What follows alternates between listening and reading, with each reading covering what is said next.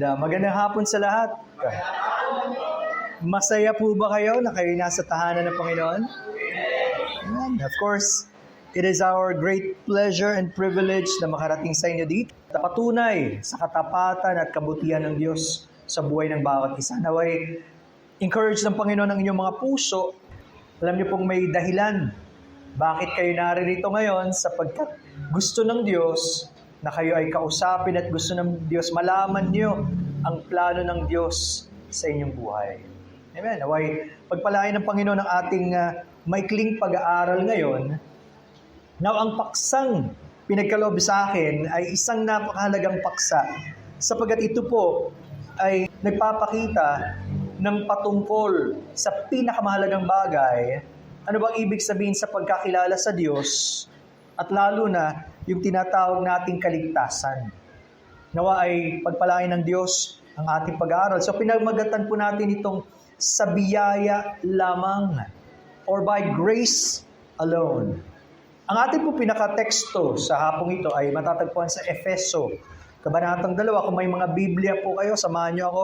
Efeso, Kabanatang 2, talatang 8 hanggang 10. Ephesians chapter 2, verses 8 to 10. Napakahalagang talata. Sabi diyan, sapagkat sa biyaya, kayo'y nangaligtas sa pamamagitan ng pananampalataya, at ito'y hindi sa inyong sarili, ito'y kaloob ng Diyos. Hindi sa pamamagitan ng mga gawa, upang ang sino man ay huwag magmapuri. Sapagkat tayo'y kanyang gawa na nilalang kay Kristo Jesus para sa mabubuting gawa na mga inihanda ng Diyos ng una upang siyang nating lakaran. Pagpalain ng Diyos ang kanyang mga salita at tayo po idudulog sa kanya sa panalangin. Maraming salamat aming Panginoong Diyos sa inyong kabutihan, sa inyong kapangyarihan, sa inyong pagkilos sa aming mga buhay. Salamat sapagkat nilikha ninyo kami at higit doon ay nagpakilala kayo sa amin. Salamat po sapagkat binibigay ninyo ang isang napakahalagang pagkakataong ito para kami po ay makapag-aral ng inyong mga salita. At ang aming panalangin sa gabay ng inyong banal na Espiritu, nakausapin niyo po ang bawat isa sa amin sa isang personal na paraan. Tulungan niyo, Panginoon, na hindi malihis ang aming isip at puso sa maraming mga hadlang o distraction sa aming paligid, pero kami po ay makapag-focus sa inyo. Tulungan niyo, Panginoon, na tumimo ang inyong mga salita sa amin upang maranasan namin, Panginoon, kung gaano kahalaga ang totoong magkaroon ng pagkakilala sa inyo. And so we pray sa panahon ng aming pag-aaral, pagpalain niyo po ang bawat isa at nais namin na tunay na kayo ang parangalan at bigyan ng pinakamataas na papuri at pasasalamat sa pagdalangin namin ito sa pangalan ng aming Panginoong Hesus. Amen. Yung salitang biyaya, sa Spanish tawag nila dyan gracia. Pero yung salitang biyaya ay isa sa pinakamasarap marinig at isa sa pinakamagandang salita na pwede nating matutunan. Sapagat ito po ay patungkol sa karakter ng Diyos at sa kanyang ginagawa sa buhay ng mga tao at kung anong ipinagkakalob niya sa atin bilang kanyang mga nilalang. Kaya sa simula pa lang, gawin na po natin malinaw. May 3 tanong tayong kailangang malaman. Una, ano nga ba ang biyaya? Pangalawa, bakit ba ang kaligtasan ay sa biyaya lamang? At pangatlo, ano ang epekto ng biyaya sa ating buhay? Tandaan niyo po ang 3 paksang yan. Simulan natin sa una. Ang kahulugan ng biyaya, ano nga ba talaga ang biyaya? Sabi ko kanina, ang biyaya ay katangian ng Diyos kung paano ang Diyos ay nagbibigay lalo na sa mga taong hindi karapat-dapat. Pwede naman kasing hindi tayo una likhain ng Diyos. O kung nilikha tayo ng Diyos, pwedeng nilikha ka niya bilang ipis o daga. Di ba? Pwedeng hindi tayo ito eh. Yun palang biyaya na yon. Pero higit dyan, may titingnan tayo na mas pinakamalawak na pagkakaloob ng biyaya ng Diyos at yun ay ang kanyang pagbibigay ng kanyang anak. Sabi sa Efeso Kabanatang 4, talatang 7, sabi doon, subalit sa bawat isa sa atin ay ibinigay ang biyaya ayon sa sukat ng kaloob ni Kristo. Maliwanag sa talata, ano? Sa bawat isa daw, ang kausap ni Apostol Pablo ay mga Kristiyano, yung kumikilala sa Diyos sapagkat iglesia ang sinusulatan niya. Pero sa bawat isa daw, ang Diyos ay nagbigay ng biyaya. Pero marami nga kasing klase ng biyaya. Yung hininga mo ngayon, di ba? Yung paghinga mo lang, yung tibok ng iyong puso, yung dugong dumadaloy, ang iyong pamilya, ang iyong trabaho, lahat yan, biyaya. Pero hindi yun ang pinag-uusapan. Ang pinag-uusapan, ang pinakamahalaga sa lahat, at yung kanyang biyaya sa kanyang pagkakaloob ng kanyang anak na si Hesus Kristo. Wala na daw pwedeng humigit pa doon. At lalo nating malalaman, bakit? So maliwanag, ang biyaya ay ibinibigay. Hindi ito pinagtatrabahuhan, hindi ito pinagsisikapan. Magbigay kayo ng halimbawa ng trabaho ng mga tao ngayon. Namamasada, magandang trabaho. Ano pa? Kung kayo nagtatrabaho, nananahe, yung iba, mason, gumagawa ng bahay, building, kahit ano pa yan, pag ikaw nagtrabaho, anong ine-expect mong kapalit ng iyong pagsisikap? Sweldo, yung sahod. Siyempre, magtatrabaho ka ba ng libre? Malibang ganun ko talaga kabait, ano? May sweldo. Pero tandaan niyo po ito.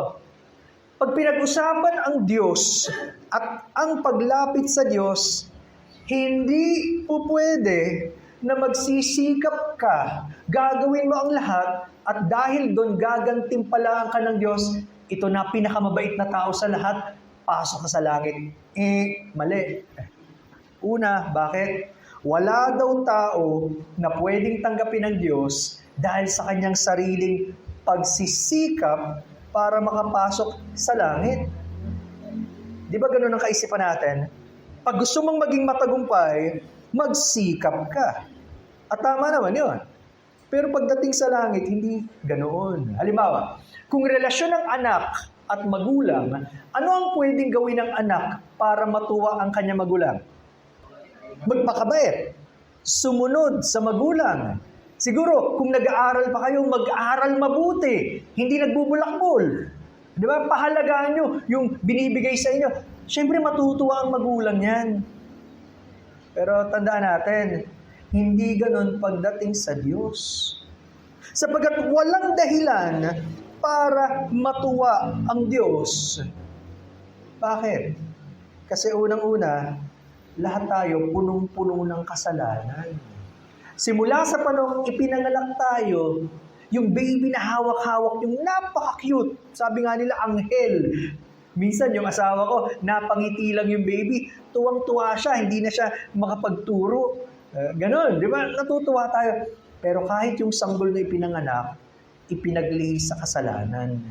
Kaya habang lumalaki, at sa edad natin ngayon, meron bang bata na hindi naging matigas ang ulo? Meron bang bata na hindi sumusuway? Bata pa lang yun. Hanggang paglaki natin, dala-dala natin yung kasalanan. At yan po ang malinaw. Kailangan mabago ang ating pag-iisip. Sabi kasi ng mga tao sa mundo, lahat naman ng tao mabait. Pag Biblia ang pinag-usapan, sabi sa Roma, Kabanatang 3, talatang 23, sapagkat ang lahat ay nagkasala nga at hindi makaabot sa kalwalhatian ng Diyos. Yung kasalanan yun ang humahad lang para tayo ay makalapit at tanggapin ng Diyos. Napakarami nating kasalanan. Dahil dito, kailangan nating makilala ang Diyos at ang paraan ng Diyos para tayo malinis sa kasalanan. Dalawa lang ang klase ng tao sa mundo. Yung totoong kumikilala sa Diyos, hindi lang yung sabi, pero totoong kumikilala lalo na sa Panginoong Hesus at yung ayaw. Ang sabi nga po sa Juan, Kabanatang 3, talatang 36, ang sumasampalataya sa anak ay may buhay na walang hanggan. Yung totoo na kumikilala sa Panginoong Jesucristo bilang Panginoon at tagapagligtas at nagsisi ng kasalanan, sigurado may buhay na walang hanggan. Pangako ng Diyos yan. Ngunit, ang hindi tumatalima sa anak ay hindi makakakita ng buhay. Tandaan niyo to, kundi ang puot ng Diyos ay sumasa Kanya. Pag nagpatuloy ka sa landas na tinatahak mo ngayon, oo, marahil may alam ka sa Diyos. Marahil nakikinig ka ng salita ng Diyos. Paminsan-minsan, nagdadasal ka o nagsisib. Hindi sapat lahat yun. Nasa iyo pa rin ang puot o galit ng Diyos. Nasaan ka? Ikaw ba yung gustong sumampalataya sa Kanya at maranasan ang kaligtasan ito? O gusto mong magpatuloy sa iyong daan hanggang mapaham ka? Mamili ka, kaibigan. Nakita natin una, anong biyaya? Ito ay bigay ng Diyos. Regalo, hindi pinagsisikapan. Pangalawa, bakit ba ang kaligtasan ay sa pamamagitan ng biyaya lamang? Ba't hindi po pwede sa pinaka magandang pagsisikap ng tao makukuha ang biyaya? Sabi nga natin, ang kalagayan natin, pwede tayong ngumiti. Pwede tayong maging mabait sa iba. Pero hindi nababago ang katotohanan, lahat tayo ay makasalanan. Yun. Pero bukod pa doon, alam niyo bang mas malala pa ang kalagayan natin sa harapan ng Diyos na hindi natin nakikita? Balikan natin ang konteksto ng Efeso Kabanatang 2. Sabi sa verse number 1, bago tayo tumungo sa ating pinaka-main text. Sabi doon, Efeso Kabanatang 2, talatang 1, at kayo'y binuhay niya nang kayo'y mga patay dahil sa inyong mga pagsalangsang at mga kasalanan. Ang kalagayan daw ng bawat taong ipinapanganak sa mundo, bagamat kumikilos, bagamat tumatawa, bagamat nakikipag-usap, pero sa kanyang kaluluwa, siya ay patay sa harapan ng Diyos. At binanggit ang dahilan, bakit? Dahil sa inyong mga pagsalangsang at ang kasalanan. Ano ba yung pagsalangsang? Sa English, transgressions. Ito daw yung paglihis o pagkahulog. Para bang ganito, kung ang Diyos naglagay ng linya at sabi niya, huwag kang tatawid sa linya, alam niyo ginagawa ng karamihan? Sige nga, talaga bang paparusahan ako? Hinahamon ng Diyos. Parang may kakilala tayo ganyan. Hinahamon, sige nga, gawin niyo sa akin, pakulong niyo ko. Kala niya, kayang-kaya yan. Ganun ang tao. Yun ang tinatawag na pagsalangsang. Kung pwede lang, may gagawin siya para labanan ng Diyos. Tingnan niyo ang tao. Yun ang kanyang pagsalangsang. Yung tinatawag na kasalanan or sin means missing the mark. Hindi mo maabot yung kinakailangan, yung target. Alam na alam niyo to. Sino sa inyo ang naglaro na ng darts? Ano yung tawag nyo doon sa tinitira? Dartboard. Ano ang tawag nyo sa gitna yung pula na dapat tamahan? Bullseye. Paano nyo malalaman kapag ang isang naglalaro ng dart, baguhan o hindi marunong? Anong maraming butas? Hindi yung pader. Hindi siya makatama. It takes time, magpa-practice ka hanggang gumaling ka, hanggang matamaan mo yung gitna. Problema, lahat tayo, pagdating sa Diyos, ito ang kautusan ng Diyos, banal. Walang hihigit pa. Lahat tayo lihis. Lahat tayo hindi makaabot. At yun ang sabi, dahil makasalanan tayo, hindi tayo makaabot sa kalwalan. Napakalayo natin. Kaya kung iniisip mo, nagpapakabait ka, ako naman ang hinahangaan ng mga tao, marami na ako nagawa, malayo pa rin sa Diyos yan. Alam niyo ba hinihingi ng Diyos? Perfection. Kung gusto mo makarating sa Kanya sa pamamagitan ng gawa mo, dapat wala ka kahit isang kasalanan. Meron ba taong ganon? Alam natin wala. At pag sinabi mong ikaw, tanong, nagsinungaling ka na ba? Pag sinabi mong hindi, di nagsinungaling ka rin. Wala, ano? Yun eh, pagkatao natin yung pagiging makasalanan, hindi natin mapigilan. At Yun ang pinakamalaking problema natin sa harapan ng Diyos. Ano man ang gawin natin, palaging kulang. Sana makita nyo, salamat sapagkat ang Diyos ang gumawa ng paraan. Bakit? Patay nga tayo dahil sa kasalanan at pagsalangsang. Ang patay ba may ginagawa? Kaya nga patay na yan Pag ngumiti sa'yo, matakot ka na. Patay na no? Humiwalay na yung kaluluwa. Ang patay sa spirito, kahit anong gawin niya, wala siyang pwedeng gawin na makalulugod sa Diyos. Malayo siya sa Diyos Pero sabi ko nga kanina, ibig ba sabihin ng patay sa kasalanan, wala nang nagagawa sa buhay? Hindi. Alam nyo, maraming zombies ngayon. Alam niyo yung zombie? Kahulugan ng zombie. Sabi nila, living dead. Patay na, pero parang buhay. Alam niyo bang marami ngayong tao, hindi ko alam kung sino, pero marami ngayong tao, dito mismo sa loob natin, hindi ko kilala kung sino, maging sa labas, zombie. Bakit? Mukhang buhay, makakausap mo, ngumingiti, kakain pa mamaya yan no? Diba? Gustong-gusto. Pero yung pala, patay sa kalooban. Ano ang itsura at anong ginagawa ng mga taong patay sa harapan ng Diyos? Tingnan niyo yung verse number 2 ng Efeso, kabanatang 2. Ito daw, sabi, na inyong nilakaran noong una ayon sa lakad ng sanlibutang ito. Tandaan nyo, may lakad ang sanlibutan palayo sa Diyos, ayaw ng mundo sa Diyos. Kaya pag yan ang ginagawa ng karamihan, mag-ingat kayo. Talaga bang gusto ng Diyos yan? Ito daw yung lakad ng mundo. Sabi dyan, ayon sa Pangulo ng mga kapangyarihan ng hangin, ng spirito na ngayon ay gumagawa sa mga anak ng pagsuway. Ang nagkokontrol sa buhay ng mga taong patay, ang spirito, si Satan, ang diablo. Siya yung tinatawag na spirito dito sa kalawakan, ang hangin.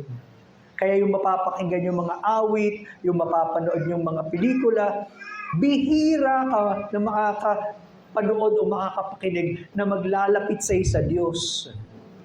Kadalasan, ilalayo ka sa Diyos. Siya ang may kontrol ng buhay. Nilalagay niya sa puso at isip ng tao, lumayo sa Diyos. Sabi, ang tawag daw sa mga tao, anak ng pagsuway. Mas madali bang sumunod sa Diyos o hindi?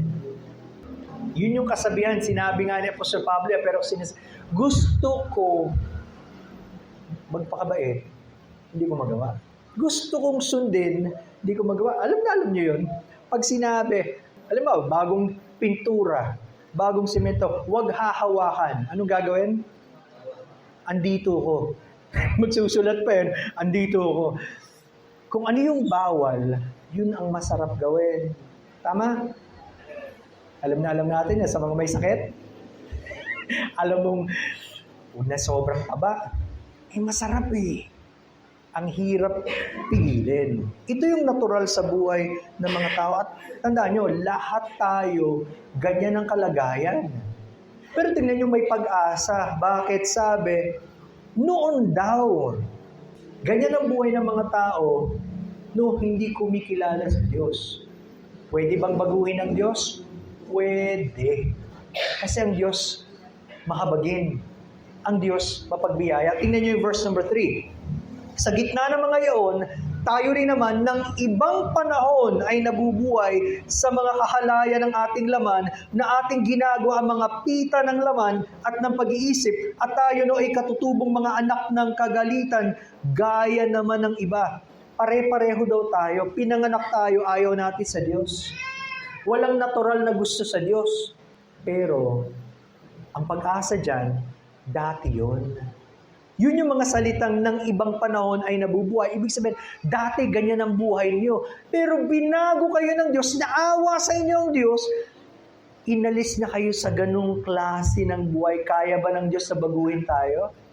Kaya.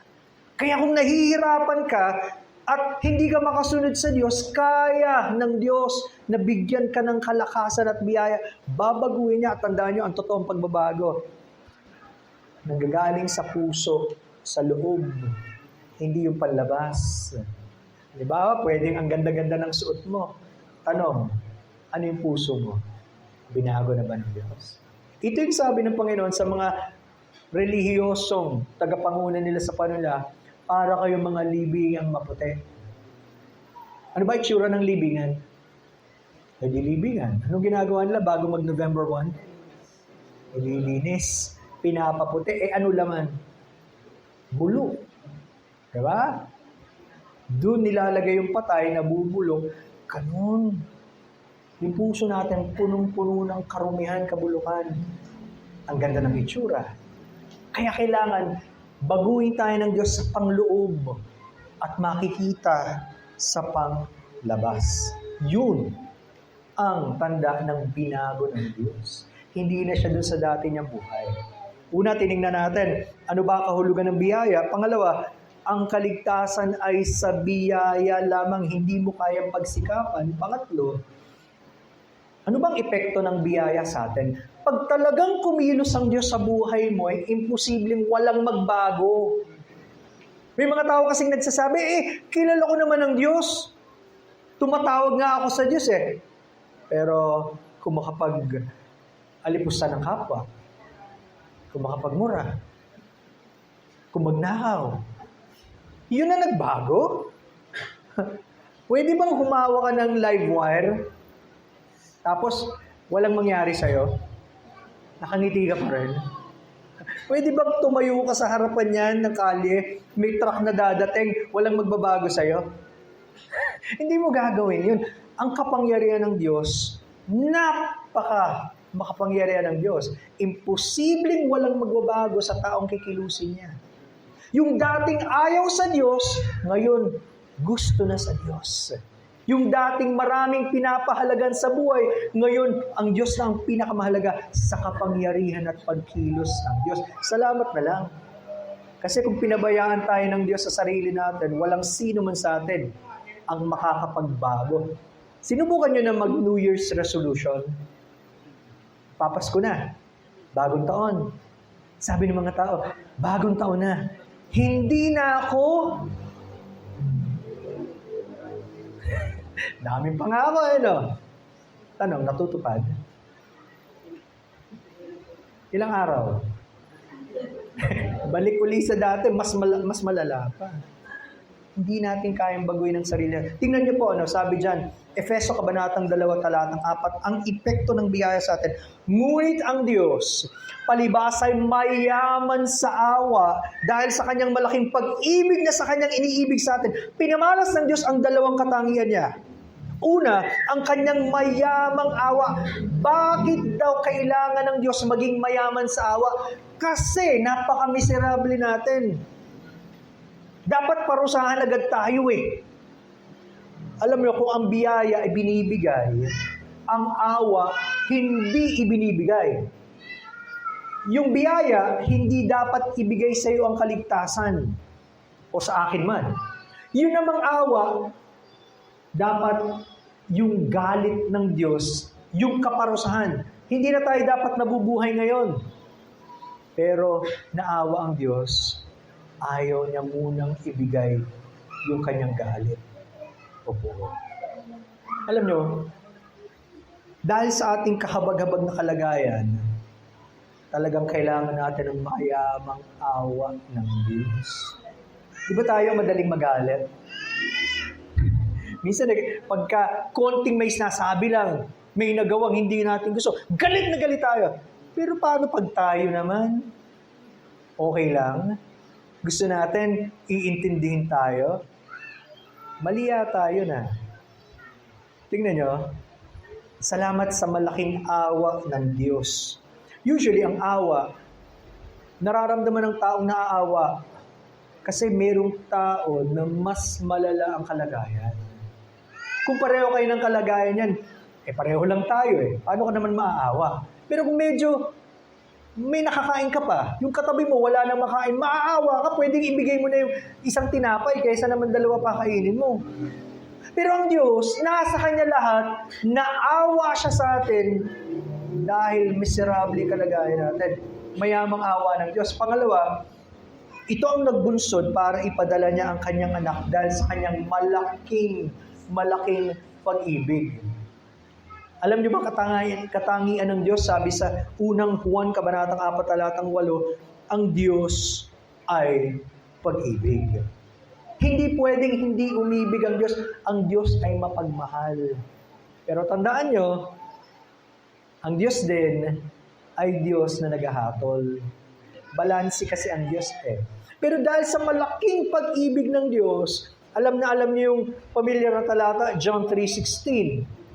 Sapagkat gayon na lamang ang pag-ibig o pagsinta ng Diyos sa sanlibutan na kanyang ibinigay ang kanyang bugtong anak. Bakit niya ibinigay? Upang ang sino mang sumampalataya sa kanya ay huwag mapahamak, kundi magkaroon ng buhay.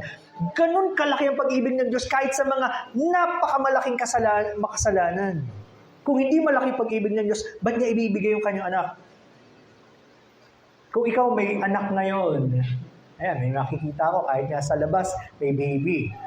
Pag may humingi ng iyong anak, ibibigay mo ba? Natatawa siya, syempre hindi. Kami, 3 anak namin babae. Pero kahit isa sa kanila, hindi namin maisip ibigay. Pero ang Diyos, iisa lang yung kanyang anak, ibinigay niya. Kasi walang iba na pwedeng magligtas sa atin. Hindi dahil sa mabait tayo. Hindi dahil sa kaibig-ibig tayo. Pero dahil ang Diyos ay malaki ang pag-ibig. Napakalaki ng kasalanan natin. Pero minahal tayo ng Diyos. Kaya nga alam nyo, gagawin ng Diyos ang isang bagay na sa tingin natin parang imposibleng gawin. Ano yun? Buhayin yung patay. Nakita na ba kayong patay na binuhay? Wala pa.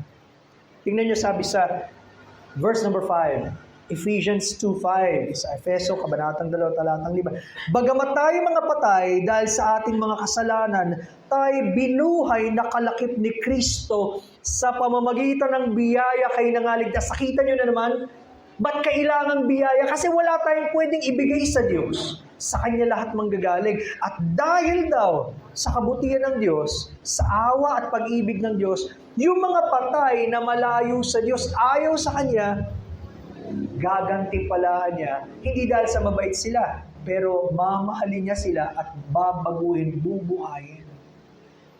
Gaano ba kahirap bumuhay ng patay? Wala tayong kapangyarihan. Alam niyo, nung may kaibigan naman ang Panginoong Jesucristo, 3 magkakapatid, si Mary, si Martha at si Lazaro. Malapit sa kanila, sa kanya mga magkakapatid na to. Mahal na mahal niya sila. Nagpadala yung magkakapatid. Sabi niya, Panginoon, si Lazaro na minamahal niyo, malala na, sakit. Tandaan niyo, ang biyahe, wala pang tricycle noon. Walang motor, walang jeep. Maglalakad ka. Kung sasakay ka ng asno. Maglalakbay ka pa rin ng matagal. Siguro 3 araw ang biyahe. Nagpadala ng mensahero, Panginoon, malala na. Ine-expect nila, bibisita siya. Sabi niya, hindi. Ang kamatayan ito, ang magaganap, hindi para sa kamatayan, pero para sa kaluwalhatian ng Diyos. Alam niyo, pinalipas ang Panginoon. Sabi niya, halika na. Paglipas ng ilang araw, pumunta na tayo. Pagdating niya, sabi, Panginoon, kung pumunta ka ng mas maaga, sana hindi namatay si Lazaro. Alam niyo, sabi ng Panginoon, tanggalin niyo yung bato. Kasi nilalagyan nila yung libingan. Kuweba yun eh. Lalagyan ng bato. Tanggalin niyo yung bato. At sabi niya, Lazaro, lumabas ka. Sipin niyo, nakabalot si Lazaro, patay na. Sabi nga nila, Panginoon, mabaho na yan eh. Hindi. Sabi ng Panginoon, Lazaro, lumabas ka. At simula sa pagsabi ng Panginoon, lumabas si Lazaro, nakabalot. Sino may kapangyarihan magbigay ng buhay? Ang Diyos na makapangyarihan sa lahat. Siya nga nagbigay ng buhay sa atin ngayon, yung physical. Imposible ba sa Kanya na yung patay spiritual buhayin din? Hindi. Kaya pag sinabi ng Panginoon, halimbawa, sa panahong hindi pa kilala ni Pastor Jerome, Panginoon, sinabi niya, Jerome, magkaroon ka ng buhay. Yun yung pagkakataong maunawaan niya, Panginoon, patawad po. Kailangan ko kayo.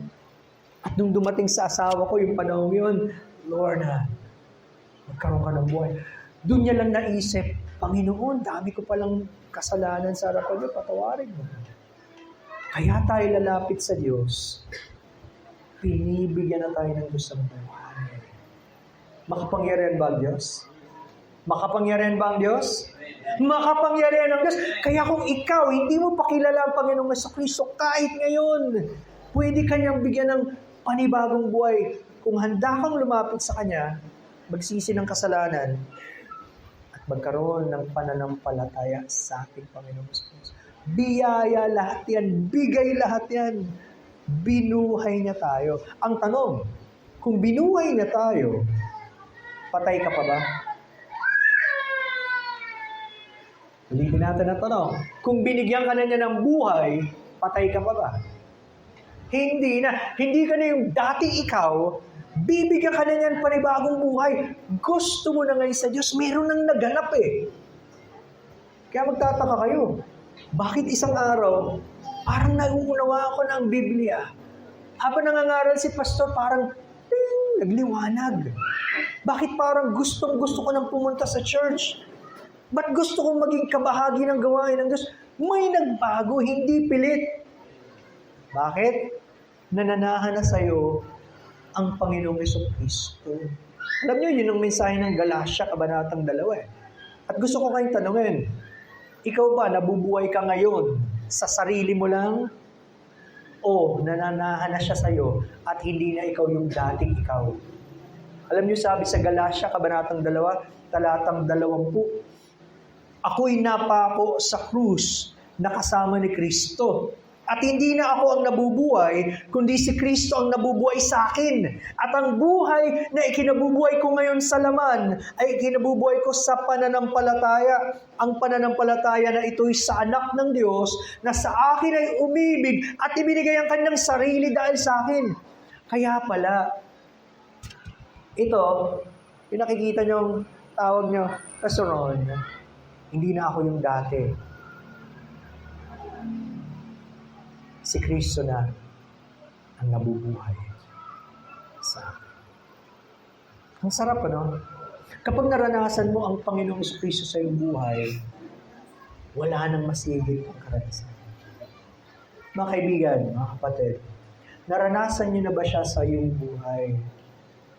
Yung sinasabi sa Biblia, malibang ang isang tao ipanganak na muli, hindi niya makikita at hindi siya makakapasok sa karya ng Diyos. Ipinanganak ka na bang muli? Naranasan mo na ba siyang dumating sa buhay mo at ipinakita ba niya sa iyo gaano kalaki ang iyong kasalanan at walang ibang pwedeng magligtas sa iyo kundi ang ating Panginoong Jesucristo? Dumating na ba sa iyo? Kung hindi mo tiyak, ngayon na ang panahon para lumapit ka sa Kanya. Sana po habang nilalatag natin ito, makikita natin bakit ginagawa ng Diyos ito. Kasi ba para tayo maging sikat? Para ba tayo makita ng mga tao, ang galing-galing naman niya, ang bait-bait niya? Hindi eh. Gusto ng Diyos, siya ang madakila. Tingnan niyo yung verse number 7 ng Efeso, Kabanatang 2. Verse 7.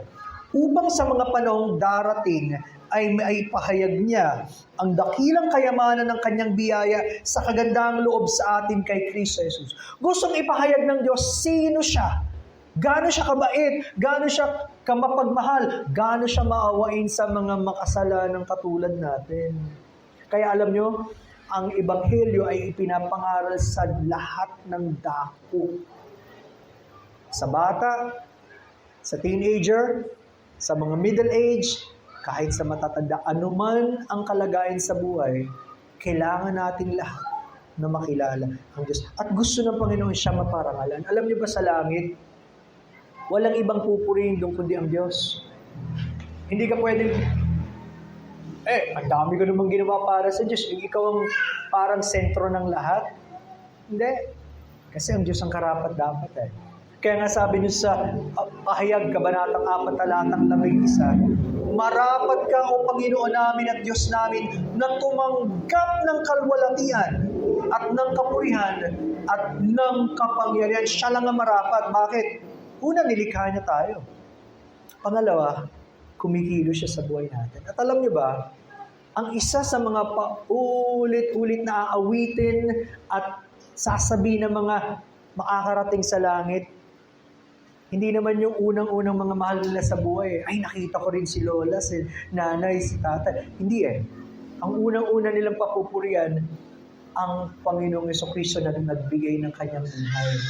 Kaya nga po sabi sa Pahayag Kabanatang 5, talatang 12, nagsasabi ng malakas na tinig, karapat dapat ang kordero na pinatay upang tumanggap ng kapangyarihan at kayamanan at karunungan at kalakasan at kapurihan at kaluwalhatian at pagpapala. Siya lang ang karapat dapat. Kapag ikaw yung tao na gustong-gusto mo ng lahat ng atensyon, at pag hindi ka napansin, nagtatampo ka, hindi po tayo ang sentro ng mundo. At hindi sa atin umiikot ang lahat, ang Diyos, ang sentro ng lahat. Tanong, gusto mo ba siyang parangalan at papurihan? Ang gagawa nun yung mga nakaranas ng katubusan ng Panginoon. Gusto nila ang Panginoon na makilala, hindi sila. And then sa ating pinakatalata sa Efeso Kabanatang 2, talatang 8, sana na ilatag natin para maging malinaw ba't sinabi ito. Tingnan nyo, sapagkat sa biyaya, kayo naligtas sa pamamagitan ng pananampalataya. At ito hindi sa inyong sarili. Ito'y kaloob ng Diyos. Mamimili ka. Sa iyo ba manggagaling, magsisikap ka ba, at hindi tatanggapin ng Diyos? O hihingin mo, Panginoon, ibinigay na ninyo ang inyong anak. Gusto ko po maranasan ang inyong kapatawaran ang katubusan. Binigay na niya. Kaya nga alam niyo yung mga nagpipinitensya, yung mga nagpapapamo sa krus, anong ginagawa nila? Sinasabi nila, kulang pa si Kristo at ang kanyang ginawa. Kailangan kong ulitin. Isang beses lang niya ginawa yun. Hindi mo pwedeng ulitin. At hindi po pwede sa iba ka lalapit para makahanap ka ng totoong kaligtasan. Walang sino mang pangalan sa silong ng langit na ibinigay na sukat ikaligtas ng mga tao, kundi sa pangalan ng Panginoong Jesucristo. Kung tumatawag ka sa iba, kung nagtitiwala ka sa sarili mo, kung gusto mo ng relihiyon, hindi makakapagligtas sa iyan. Naintindihan niyo ba? Lahat bigay ng Diyos, hindi sa ating gawa. Hindi sa pamamagitan ng mga gawa upang ang sinuman ay wag magmapuri. Alam niyo, ang tao ang yabang. May magawa lang ng konti, post agad. Ganon tayo eh. Ewan ko ba? Hindi lang naman siguro mga Pilipino. Lahat ng, may konting achievement. Of course, proud kasi tayo eh. Lalo mga parents. Kaya lang, hindi pwedeng private. Kailangan pangalandakan sa lahat. Tapos makikita niyo pa, di ba? Yung mga opisyal, proyekto ni governor, proyekto ni mayor, di ba pera ng taong bayan yan? Eh bakit pangalan niya? Para magmayabang. Kasi hindi daw nila malalaman yung mga ginawa pag hindi pinangalandakan. Ganun ang tao. Kung sa sikap mo makukuha ang kaligtasan, ang yabang-yabang mo ngayon, Panginoon, eto na yung paborito niyong anak. Ginagawa ko lahat. Alam niyo, may kwento ang Panginoon sa aklat ng Lucas. May dalawang tao pumasok sa simbahan. Magkaiba sila ng damdamin. Yung isa, Pariseo. Yung Pariseo kasi, pinaka-relihiyosong tao. Kung makakakita ka ng tao na talagang kung sumunod sa batas, sobrang stricto. Yun ang Pariseo. Pasok siya sa templo. Nagdadasal siya, sabi, ay, salamat, Diyos. Eto na naman ako. Buti na lang, hindi ako kagaya ng ibang tao na nangangalunya, hindi ako kagaya ng tao makasalanan, nangungupit, nagbibigay pa nga akong ikapo, nagpa-fasting pa nga ako, nag-aayuno, dami kong ginagawa, Panginoon. At hindi ako kagaya ng isang, yung maniningil na buwis. Kasi sa panahon nila, parang sa panahon natin, nangungurakot yung mga naniningil na buwis. Buti lang ako kagaya ng taong yan. Habang yung maniningil ng buwis, aminado siya. Hindi man lang daw siya makatingin sa langit, pero dinadagukan niya kanyang dibdib at sinasabi, Panginoon, maawa kayo sa akin na isang makasalanan. Tanong ng Panginoon, Sino sa dalawang yun ang lumabas ng pinatawad? Alagay nyo, yung nagmayabang o yung nagpakumbaba? Mas gusto ng Panginoon, magpakumbaba tayo sa harapan niya. Tayo magmalaki mga kaibigan. Wala naman kasi tayo pwedeng ipagmalaki. Lahat galing sa Diyos. Yung talino mo, yung lakas mo, yung naipundar mo, walang totoong sinasabing self-made man. Dahil sa sarili kong tiyaga, nagawa ko to. Walang ganun. Lahat galing sa Diyos. Mas maganda pa, kilalanin mo ang Diyos at magpakumbaba ka, Panginoon. Salamat. Kayo po ang dapat papurihan at pasalamatan. Hindi ako. Alam nyo, sana maranasan niyo yung ganung pagpapakumbaba sa Diyos. May kasabihan, pag ang tao napahamak dahil sa kanyang kasalanan, wala siyang dapat sisihin kundi sarili niya. Ayaw niyang lumapit sa Diyos, ayaw niyang magsisi Binibigay na nga ng Diyos ang pagkakataon, ayaw pa niyang lumapit. Pero pag ang tao, pinatawad ng Diyos, ginawang bagong nilalang, at nakaranas ng kaligtasan, wala siyang dapat pasalamatan at papurihan kundi ang Diyos. Tanong kaibigan, saan ka doon?